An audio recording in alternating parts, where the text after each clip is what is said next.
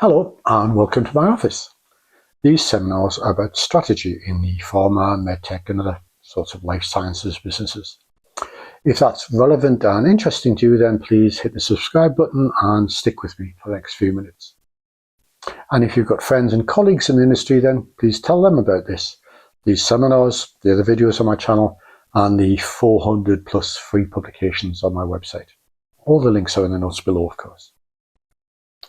So, have you and your colleagues ever disagreed about a big strategic decision?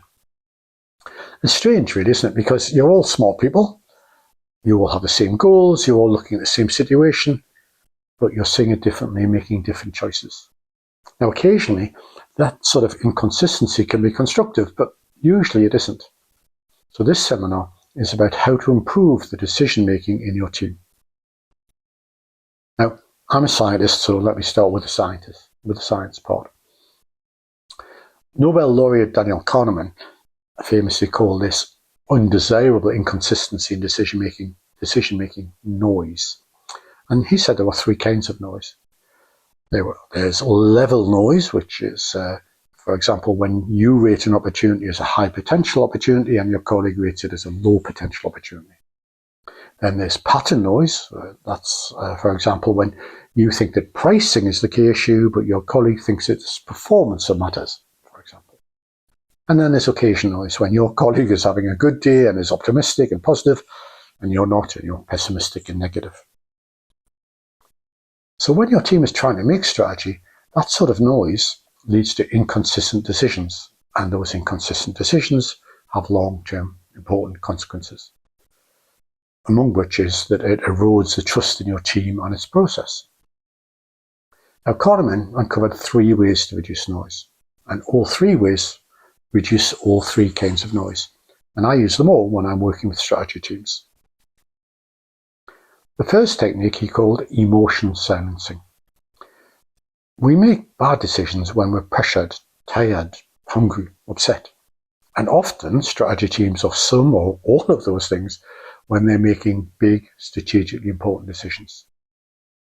So when I'm facilitating a strategy team, I make sure there's plenty of time, we're all well rested, well fed, and that any conflicts are resolved. I don't let my clients make big decisions at bad times, in other words, because the more that the noise of our emotions is silenced, the better our decisions are. The second technique is called decision tiering. All decisions depend on earlier decisions and lead to subsequent decisions. And if teams rush to the later decisions before the earlier decisions are finalized and tested, then those later decisions are always weaker than they should be. So when I'm in the room, I make them slow down and I confirm one decision before moving on to and discussing the next. Now, impatient teams, such as they are, tend to rush. They like to rush into the next decision, but it's my job to stop them doing that.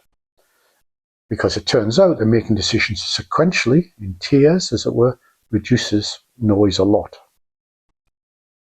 The third technique is called process sharpening. All companies have very carefully choreographed strategic planning processes, often with rigid structures and templates. But too often, those strategy processes become box-ticking rituals without real value.